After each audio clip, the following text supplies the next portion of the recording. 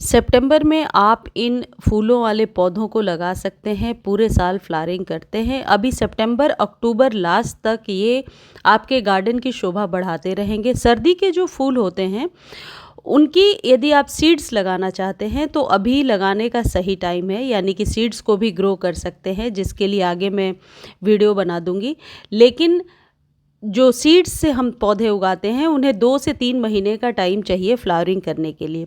और डायरेक्टली जब आप पौध खरीद करके लाते हैं प्लांट, तो नर्सरी वाले उस प्रोसेस को पूरा कर चुके होते हैं, यानी कि सीड्स से उगाकर 3-4 इंच का जब प्लांट हो जाता है तो वो सेल करते हैं। तो डायरेक्टली उसके बाद हमें फ्लावरिंग के लिए उसे रेडी करना होता है।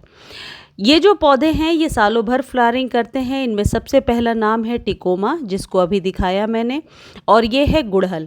गुड़हल की हाइब्रिड जो वैरायटी है वो दिसंबर जनवरी में ही फ्लावरिंग करती है। तो अभी आप गुड़हल की हाइब्रिड वैरायटी खरीद सकते हैं, पॉर्चुल्का भी खरीद सकते हैं, क्योंकि पॉर्चुल्का अभी नवंबर तक फ्लावरिंग करता रहेगा।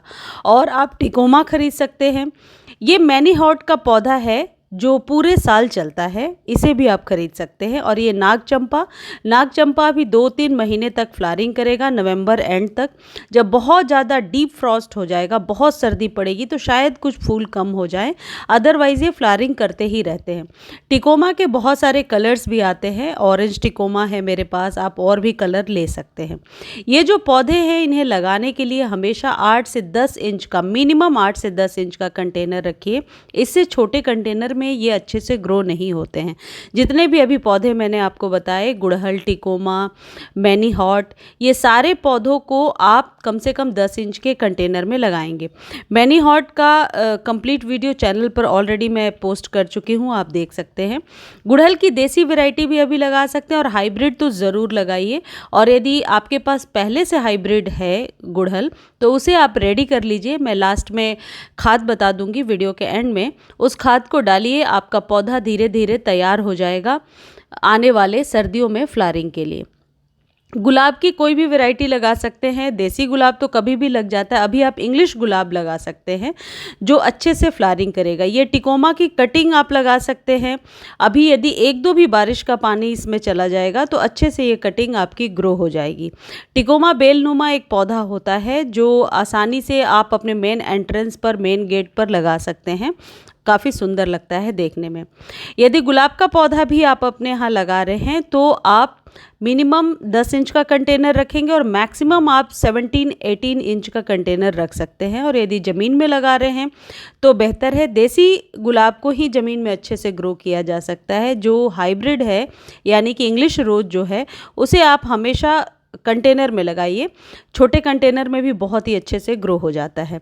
इन सभी पौधों के लिए जो सॉइल मीडिया होना चाहिए वो जानना भी ज़रूरी है, यानी कि जब आप इनके लिए मिट्टी तैयार करें तो आप 50% गार्डन सॉइल में 30% कंपोस्ट डालिए, और जो 20% का हिस्सा है वो या तो आप कोकोपीट या सैंड डाल सकते हैं। इससे मिट्टी भुरभुरी बनी रहती है। और हर एक 15 दिनों पर इन पौधों को फर्टिलाइज़ भी करना होता है। किस चीज़ से फर्टिलाइज़ करना है वो भी मैं आपको बता दूंगी। इन पौधों को डेली वाटरिंग करनी है, लेकिन ओवर वाटर से बचाना है। जब भी गमले में आप लगाएं, पहले आप ड्रेनेज होल चेक कर लें, और पूरे दिन के सनलाइट में आप इसे रख सकते हैं। दोपहर की धूप से यदि बचाएंगे तो हो सकता है गुलाब की टिप ना जले।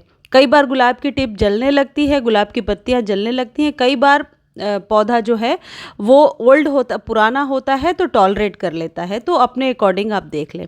अपराजिता अभी आप लगा सकते हैं, ज़रूर लगाइए। अपराजिता के 3 कलर तो आपको ईजिली मिल जाएंगे नर्सरी पर।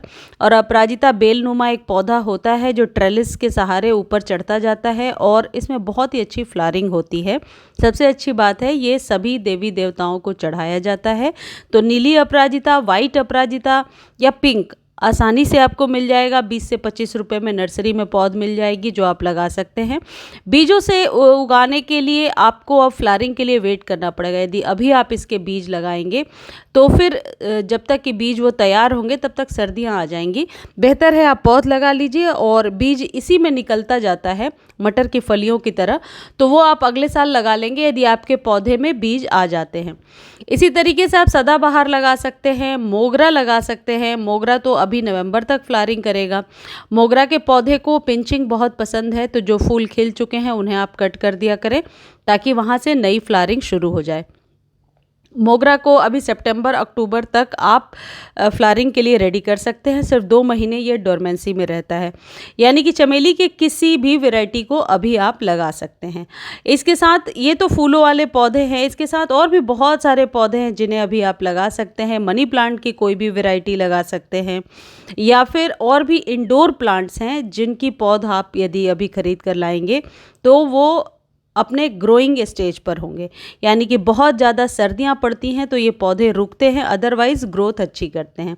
ये 4 o'clock का प्लांट है, इसमें और भी कलर्स आते हैं, इन्हें भी आप ज़रूर लगाइए, लेकिन इनके लिए थोड़े बड़े कंटेनर का चुनाव कीजिए। बहुत छोटे कंटेनर में ये अच्छे से नहीं बढ़ते हैं और ये पौधे बेलनुमा आकार ले लेते हैं, तो आप चाहें तो ट्रेलिस से किसी धागे से ऊपर बांध दीजिए तो बहुत जल्दी ये ऊपर बढ़त ले लेते हैं। इक्ज़ोरा की ये हाइब्रिड वैरायटी है, देसी वैरायटी भी आप लगा सकते हैं। ये हमेशा फ्लावरिंग करने वाला पौधा होता है, छोटे कंटेनर में बहुत अच्छे से फ्लावरिंग करता है। इक्ज़ोरा को कई लोग ज़मीन में भी लगाते हैं, देसी वाले को वो भी बहुत ही अच्छे से फूल देते रहते हैं। देखिए, जब भी आप इनके लिए मिट्टी तैयार करें इस तरीके से 50% आप गार्डन सॉइल ले लीजिए और इसमें 30% आप कोई भी कंपोस्ट मिला लीजिए। जैसे गाय के गोबर की खाद होती है, लेकिन सड़ी हुई खाद, न्यू नहीं लेना, फ्रेश नहीं लेना है, या ऐसा कुछ वर्मी कंपोस्ट आप ले सकते हैं। किसी भी प्रकार के कंपोस्ट को आप ले सकते हैं। यदि किचन वेस्ट से तैयार करते हैं तो वो भी ले सकते हैं। और 20% या तो आप कोकोपीट या सैंड मिला लीजिए और कुछ इस तरीके से इतनी मात्रा, कम से कम 10 ग्राम एक पौधे को आप दीजिए। 15 दिनों पर आप देखिए आपका पौधा बहुत ही अच्छे से ग्रो करेगा। यदि 2 बड़ा टेबल स्पून लेंगे तो 10 ग्राम के करीब हो जाएगा। धन्यवाद।